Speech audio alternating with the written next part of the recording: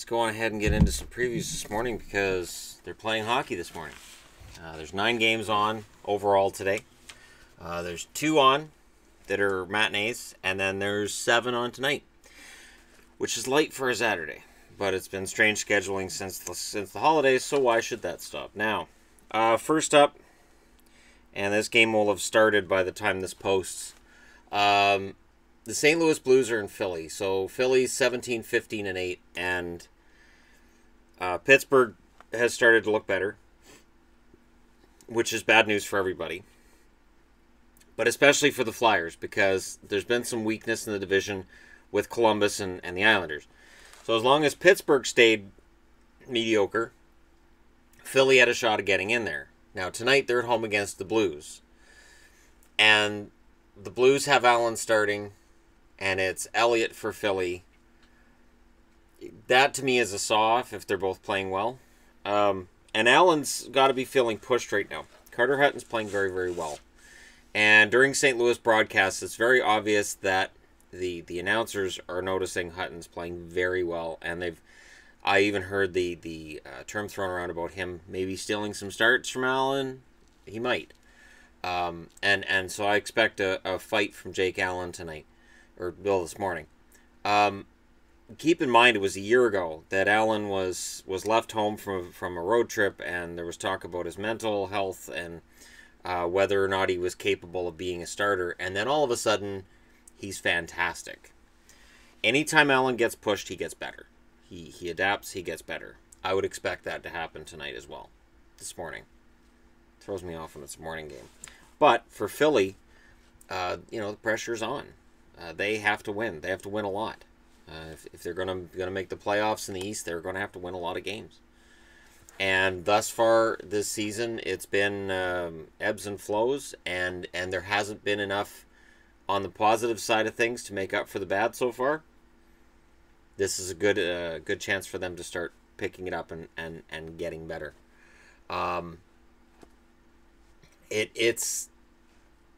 Since it's a matinee game, I would say it actually favors Philly.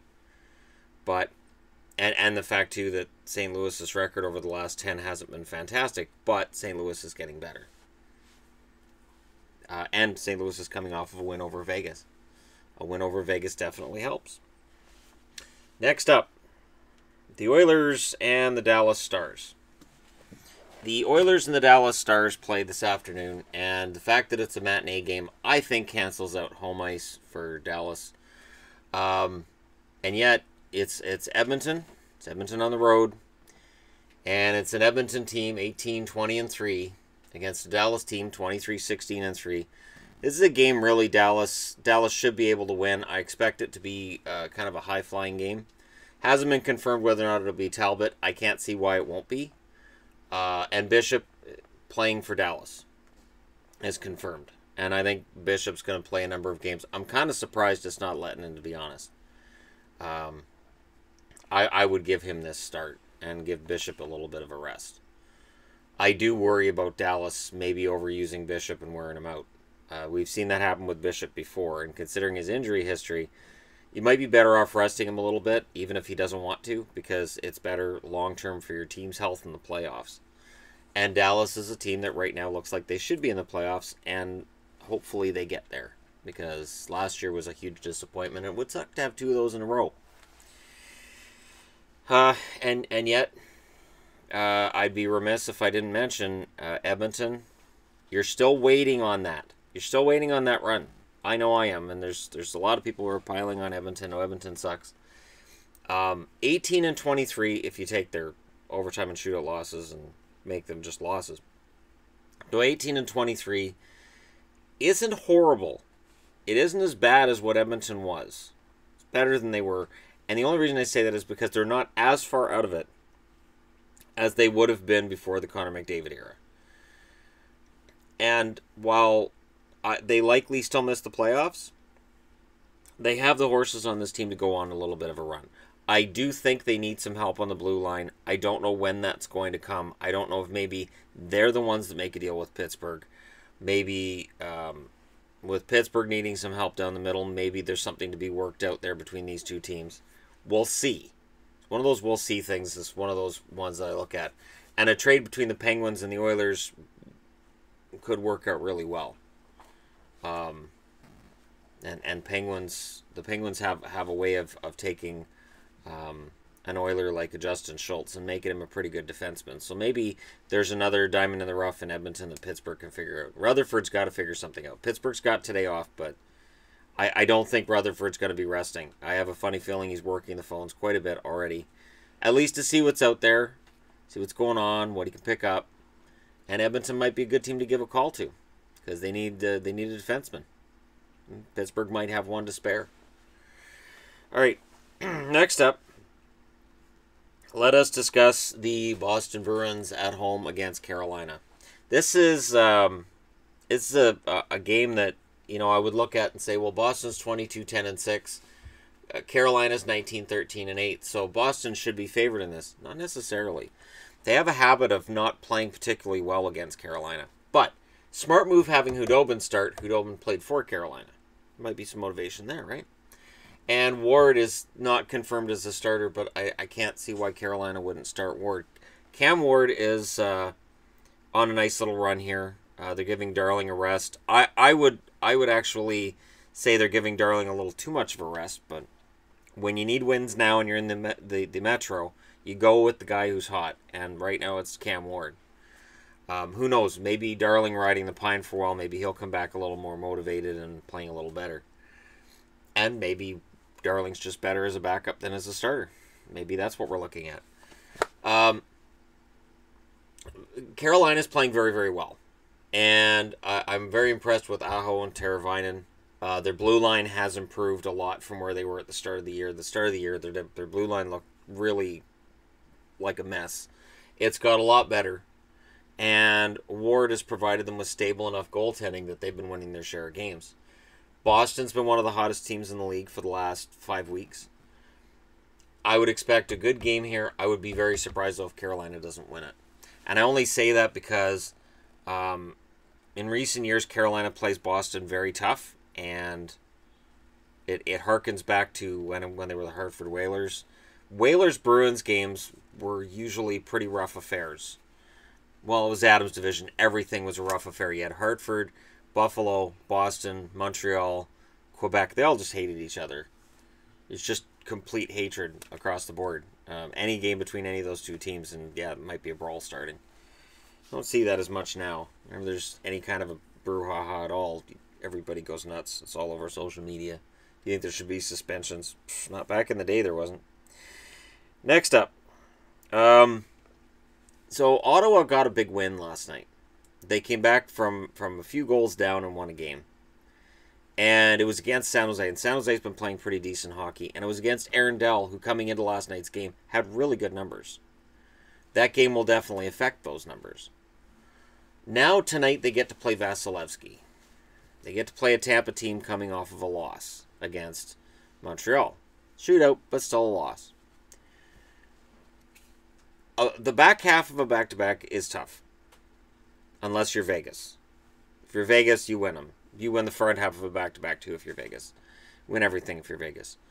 But I do think that there's the possibility that after last night's win, they can win another one.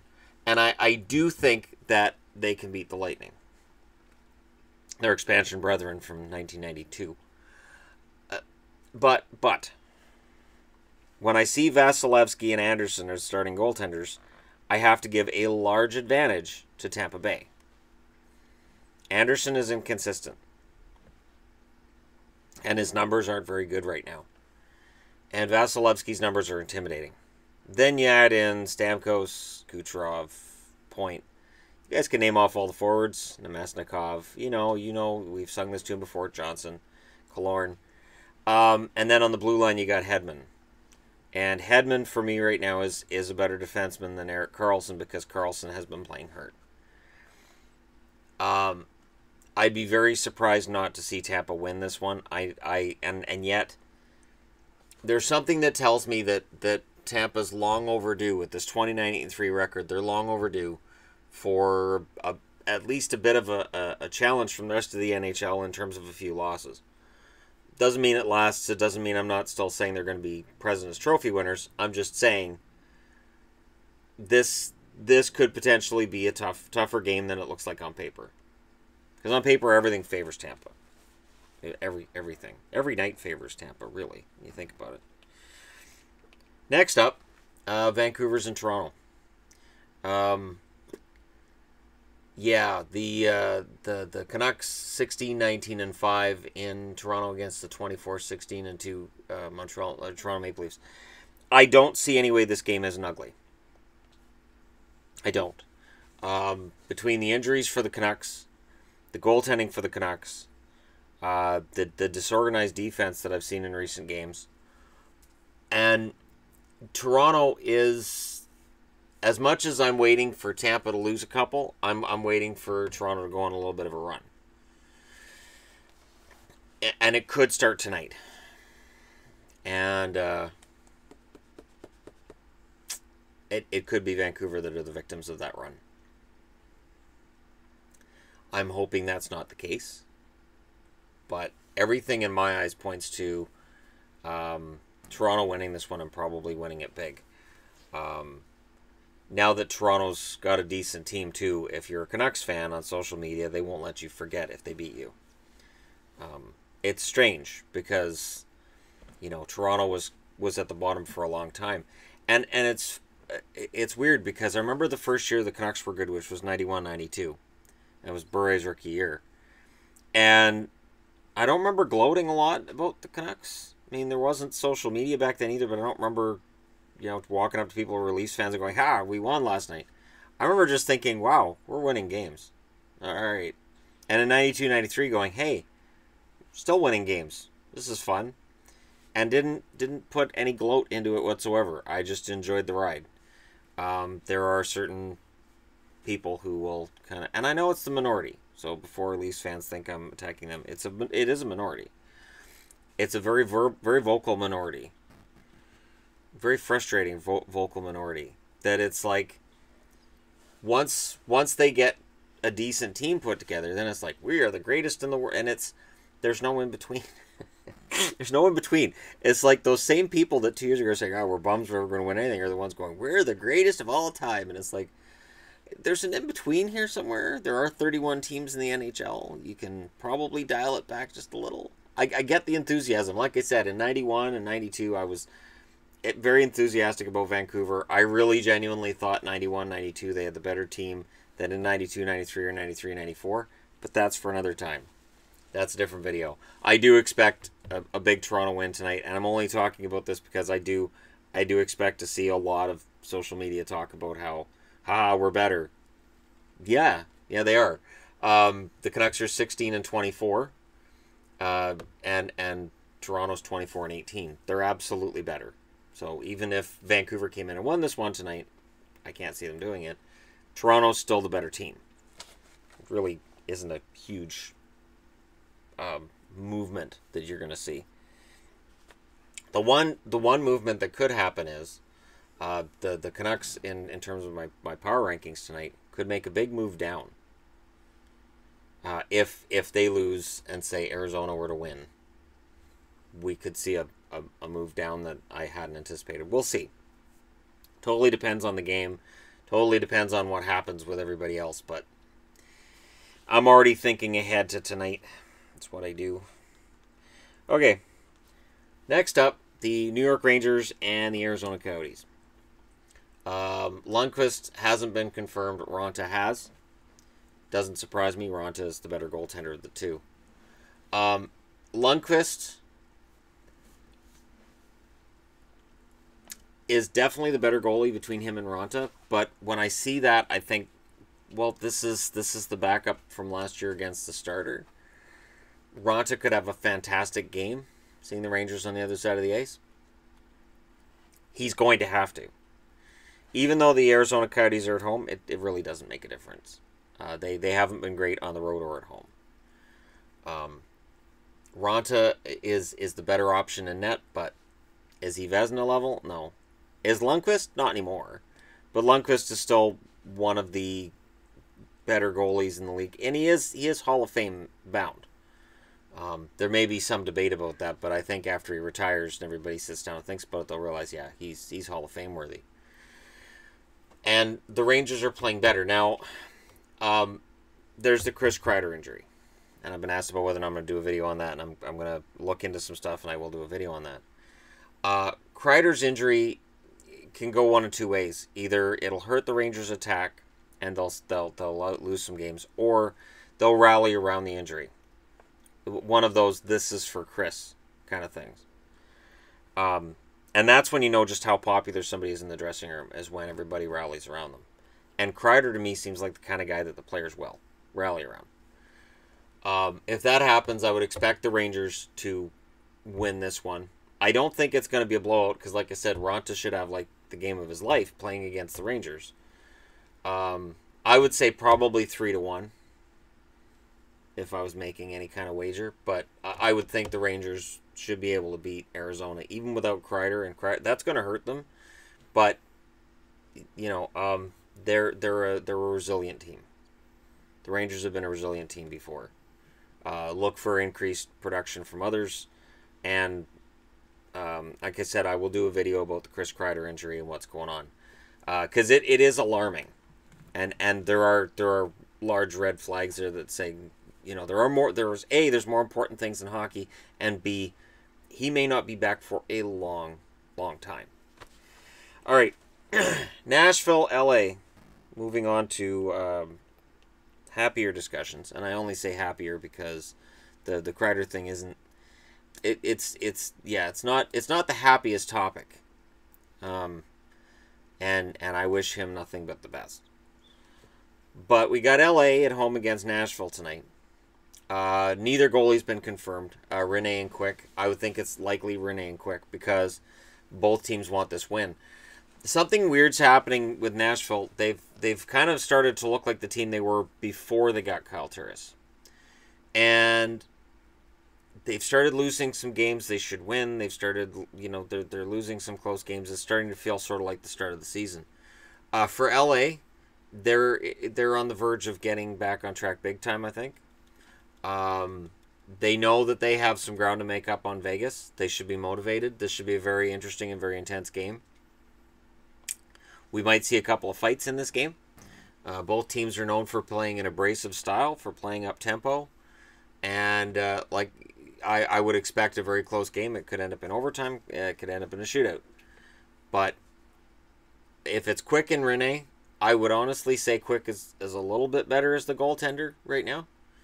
But you're splitting hairs with that one. And Nashville needs the win, I think, more than LA. Because LA doesn't really have to worry about pressure from under them. Nashville does. I mean, you know, LA doesn't want to lose a lot of ground on San Jose. But they have some ground between them and San Jose. Nashville is already in a position where St. Louis and the Jets are both threatening to leave them third or further down. Because Minnesota is now knocking on that door. And Colorado isn't far behind. That's how close the Central is. And LA doesn't have that problem. Because even if San Jose goes on a run, they're still quite a ways ahead of the next team further down than that. So their concern really is just look at Vegas that's ahead of them and do their best to catch up. But they don't have that same sense of urgency that Nashville should play with tonight. There should be a sense of urgency in Nashville's game. There better be, because they're in trouble. Next up, Minnesota and Colorado. This is a game that Nashville's going to follow closely. This, to me, screams 3-point game. They're both playing very well. Neither Dubnyk or Bernier have been confirmed, but it's highly likely it'll be both. If Minnesota went with Stalock, you're not really losing anything. Stalock's had some time off. I think Stalock would be very good in this game. And this game could be the game of the night. Because 22-16-3 versus 21-16-3. Both of them playing very solid hockey coming into tonight. Both have good attacks. Colorado's defense is underrated now. I talked a lot about it. I'll say it again. The Girard trade has really helped them. Losing that dark cloud of Duchesne and adding Girard. And we haven't even seen what Kamenev can do yet, because he got injured his first game in Colorado. And there's 3 draft picks as well. Like, I cannot get over how much Colorado got for that one player and how much better they look already with one part of that trade in their lineup. I can't imagine how good they're going to be once all these moves are made, if Sakic does everything right. And I mean the drafts, and if Kamenev's good, yeah, it could be intimidating. And Minnesota's healthy. So I would look for an interesting game. This could be a high-scoring game. Could see a high-scoring game here during an era where scoring is going down again. I do anticipate this being probably game of the night. If I had to go with game of the night, yeah, I would say that Minnesota, Colorado, and probably LA, Nashville are both going to be very good games. And they could both be very physical, because this is a division rivalry. So there's not going to be any love lost between these two teams. They have a history. Okay, and last but not least, the thing to resistance.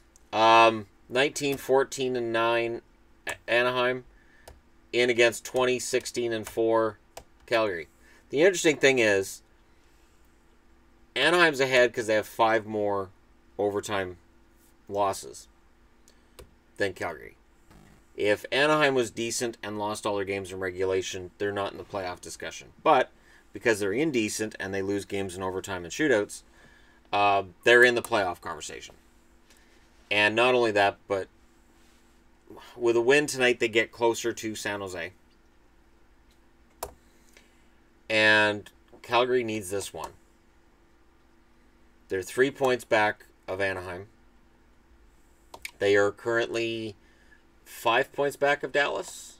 44, 46, 49. Yep, 5 points back of Dallas. The Flames really need to go on a bit of a run. And they need to overcome whatever weird mojo, juju, voodoo stuff that Anaheim has on them. Win this one at home. It's likely Smith. It's likely Gibson. It wouldn't matter if Calgary or if Anaheim started Miller. I think both goaltenders are excellent. I'm hoping for a Calgary win. And it's not because I dislike Anaheim. It is because it would be nice to see more Canadian teams doing better. We're already at that stage where I'm looking at the standings going, there may not be very many Canadian teams in the playoffs. That's not fun. It's more fun when there's more Canadian teams in the playoffs. Personally, I believe that anyways. And Anaheim's going to do their best to stomp them out. If Anaheim wins tonight, they move up to 49 points. It puts Calgary 5 points in the rearview mirror. And it is really hard to make up points in the NHL because 3-point games are a thing. And I would expect there to be some tonight as well. Let me know what you guys think in the comment section below. Don't forget to hit like and subscribe if you're browsing your way through. You just happened upon this video. And I'll talk to you again soon.